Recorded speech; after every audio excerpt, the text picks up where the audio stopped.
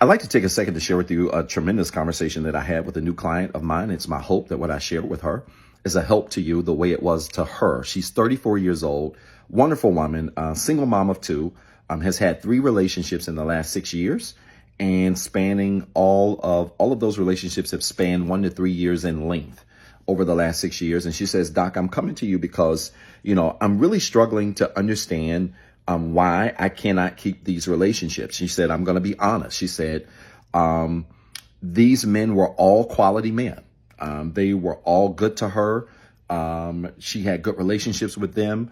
They are men that are in therapy, just like she is. They are men who check those boxes mentally, emotionally, spiritually, especially. They've all been solid and stable.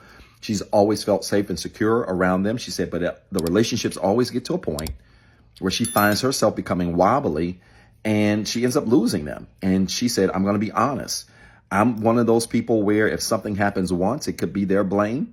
If something happens multiple times the same way, maybe I'm the problem. I said, first of all, before we proceed, let me thank you for that honesty, because it amazes me at how people go through cycles in their lives, but they point at everybody else but themselves.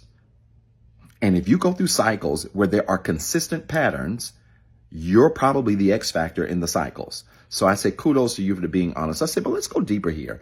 I said, so you say it's not the men. Let's talk about your therapy work. She said, yeah, I've had 3 therapists in the last 7 years. I've got one now. She said, I do the work, I believe. I said, what's this work that you say you do when it comes to your therapy? She said, well, I journal, I read, I do the normal things. I work on self-care. I said, okay, those are the buzz terms. I said, but what else are you doing? What habits have you broken? What significant changes have you made? Have you had any difficult conversations to really deal with some difficult, challenging issues in your life, to unpack them so that you can repackage them? She said, for the most part, a little bit here and there. She said, I said, have you ever, do you consistently have uncomfortable conversations with your therapist? She said, every blue moon. She said, but, not consistently. I said, why did you come to me? She said, because I wanted to have an uncomfortable conversation. We both started laughing. I said, I think you've kind of proved my point. Number one, and let me say this, I said, not all therapists, counselors, coaches are created the same. The fact of the matter is, this isn't to disparage anybody else's work. I realize we have a very sensitive culture and audience. This isn't to disparage anybody else's work, but the reality of the matter is, if all basketball players aren't created the same, if all attorneys aren't created the same, if all doctors aren't created the same, all counselors, therapists, coaches aren't created the same either. I said, and there are some of us that specialize in certain things. I said, so you probably need to have a very hard conversation about the work you're claiming to do that causes you to attract these awesome men in your life. So apparently you're a great catch, but it's not enough work to keep them, right? Especially if you say they are great men and these have been breakups that have all been your fault. She said, that's fair. I said, so again, not all level of work is the same, but let me give you an example to describe this. I said, my daughter and son, Giselle and 4, I fuss at them regularly about their room being clean. I'll tell Giselle and 4, hey, you need to go clean your room.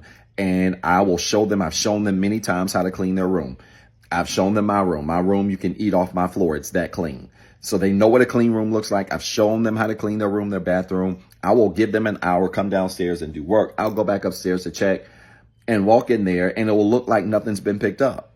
I will literally look on the floor and see shirts and cups still everywhere. And I'll look at them like, guys, did y'all not clean up like I asked you to an hour ago? Yes, sir. Then why is that still on the floor? Oh, I didn't see that. I'm not talking about a shirt that's hidden under the bed. I'm talking about a shirt that is visible in plain sight. This is what I discovered about people doing the work and people's ability to change.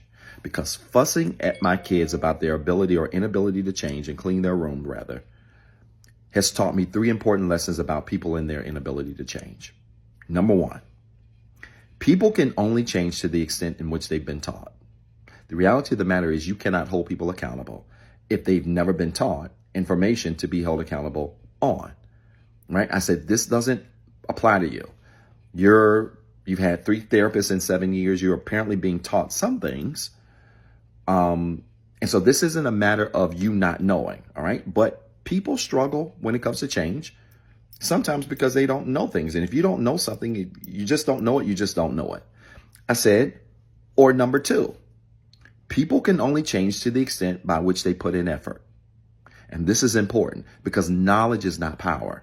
It is the application of knowledge that is power, which means you've got to get this therapy work that you're getting, this coaching work, whatever work you're getting, and you've got to apply that to your life. Because it's crazy to me how people think that going to therapy is enough. No, a therapist, a counselor's job is not to do the work for you or necessarily tell you what to do. It is to provide you with solutions, and the good ones will empower you with the tools to be able to apply it. But my job is not to do the work for you. And so going to therapy is one thing, but it's another thing to apply it. I said, so some people aren't changing because they simply don't apply the effort to the knowledge they've received. I said, but here's the third one. Some people can only change to the extent by which they have the capacity. And this is big. I said, if you take a 40-ounce bottle and you've got a 10-ounce bottle, that 10-ounce bottle can only handle how much water? She said 10 ounces. I said, some people can only handle information to the extent of their capacity to receive it. I said, I don't think this is the case with you, but the fact of the matter is some people aren't growing and changing because they don't have the capacity to grow. Here's the problem, dear. I said to her, these relationships aren't working because you're not working. You're not doing enough work. And I don't care what people tell you or society tells you. There are levels even to personal development. Going to therapy is not enough. Going to counseling is not enough if you're not doing the work. The reality is a first-class seat does not cost the same amount as a coach seat. The first-class experience is not the same as a coach experience. They don't give warm towels and hot peanuts back there. She started laughing. I said, you've got to stop listening to everybody's advice and understand that if you're going to get advice and it's sound advice and you do choose to listen, you've got to do the work. I said, let me ask you this. Do you think you deserve a good relationship? She said, yes, sir, I do. I've been in therapy. I'm a great mom. I'm a great woman. I'm a great all of this. I've got a great career. I'm really balanced. I said, I don't disagree with you. I think you're a great person. I said, but do you deserve it all? She paused. She put her hand down. You could tell she was getting a little emotional. I said, I'm not trying to hurt you. I just want you to answer me. Do you think you deserve it all? She said, Doc, if you put it in the context of not doing as much work as I could, then I probably don't. I said, you don't. And I said, we've got to start having this honest conversation with people. If a person who has a 500 credit score does not deserve the same interest rate as a person who has a 700 credit score, why do we walk around broken and not doing the work and expect to have the best? Doesn't work that way. Doesn't work that way. Why do we go to therapy and not apply the work, or go to counseling and not apply the work and then come out of it and think because we went, we deserve it all?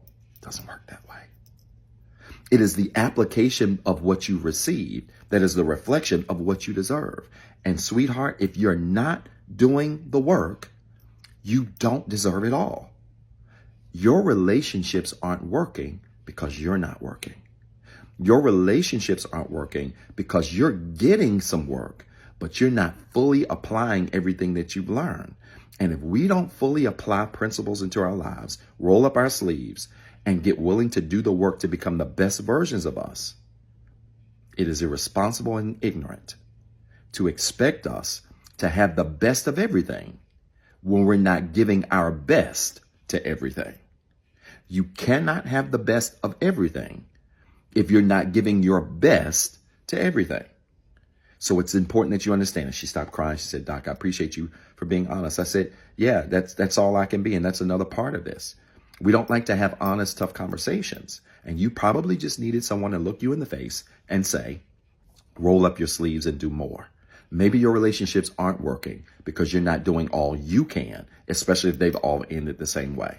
Some things aren't working, y'all, because we're not doing the work. And if you do the work, you can expect things to start to work a little bit better and then say, maybe I do deserve it all. I hope this made sense. If it did, type church in the comments with 3 R's. And then remember, you've got 2 jobs. 1, be better today than what you were yesterday. And 2, don't forget what I told you.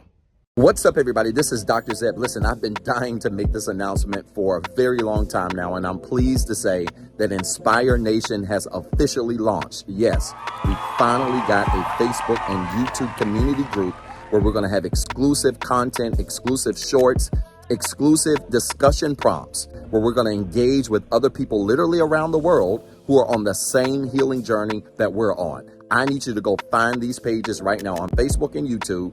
Inspire Nation, follow the page, join the group, introduce yourself, and be prepared to link up with literally thousands of people around the world who are on the same healing journey, who are looking for the same resources, and who want to also be surrounded with other like-minded individuals who are growing in the same direction as you are. I'm so excited about this because it's the beginning of some great things I can't talk about right now. Listen, you got two jobs. One, be better today than what you were yesterday. And two, don't forget what I told you.